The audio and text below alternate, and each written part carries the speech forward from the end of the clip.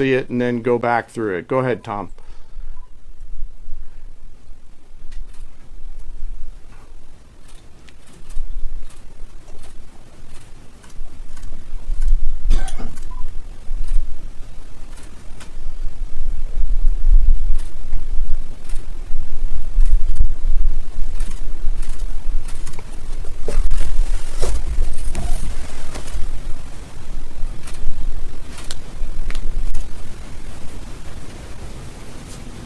Keep it going for a minute. You'll see inside the mission space.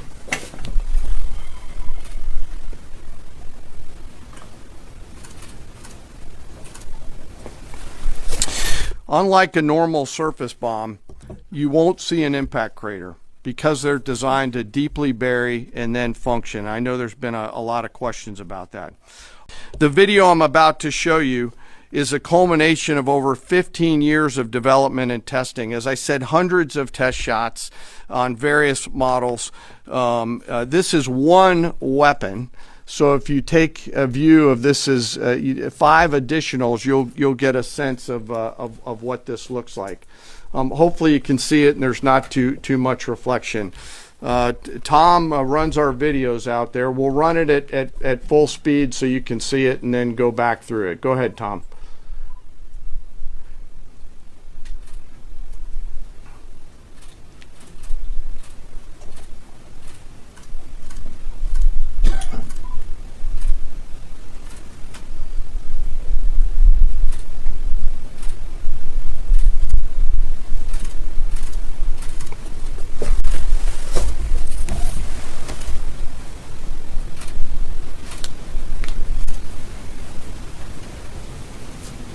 Keep it going for a minute. You'll see inside the mission space.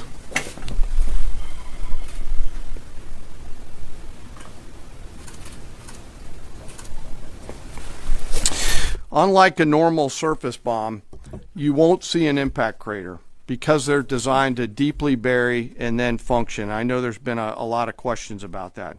All 6 weapons at each vent at Fordo went exactly where they were intended to go. A bomb has 3 effects that causes damage: blast, fragmentation, and overpressure.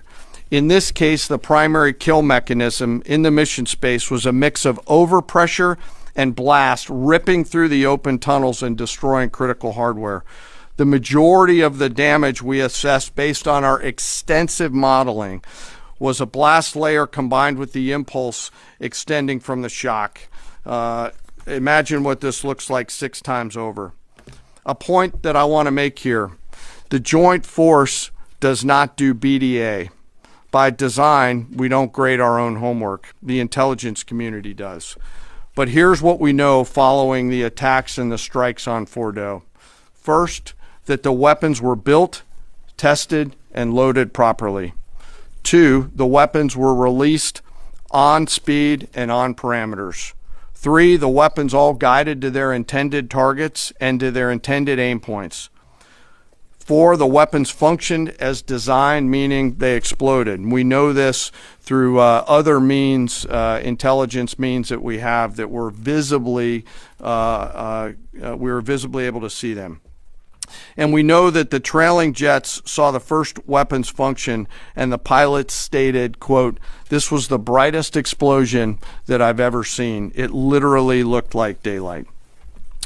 Let me now turn to the bomber crews themselves, give you a few details about them. The crews that attacked Fordo were from the active duty Air Force and the Missouri Air National Guard. The crews ranked from captain to colonel, and most were graduates of the Air Force Weapons School headquartered at Nellis Air Force Base in Nevada.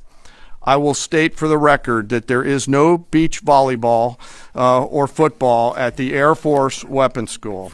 They were male and female aviators on this mission, and a crew member told me when I talked to them on video the other day that this felt like the Super Bowl, the thousands of scientists, airmen, and maintainers all coming together.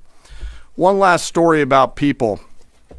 When the crews went to work on Friday, they kissed their loved ones goodbye, not knowing when or if they'd be home.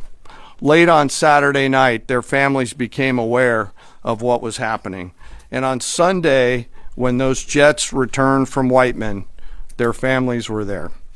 Flags flying and tears flowing. I have chills literally talking about this.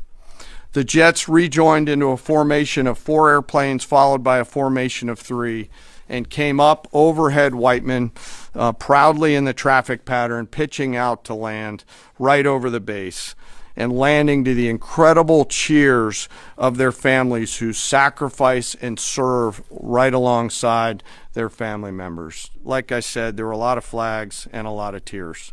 One commander told me this is a moment in the lives of our families that they will never forget. That, my friends, is what America's Joint Force does. We think, we develop, we train, we rehearse, we test, we evaluate every single day. And when the call comes to deliver, we do so. I could not be more proud standing up here today of our Joint Force. I'm filled with gratitude that I get to tell their story.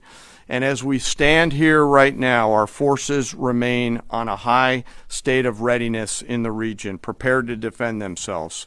And one last thing, our adversaries around the world should know that there are other DTRA team members out there studying targets for the same amount of time, and will continue to do so. Thank you very much. I apologize for the length. I look forward to your questions.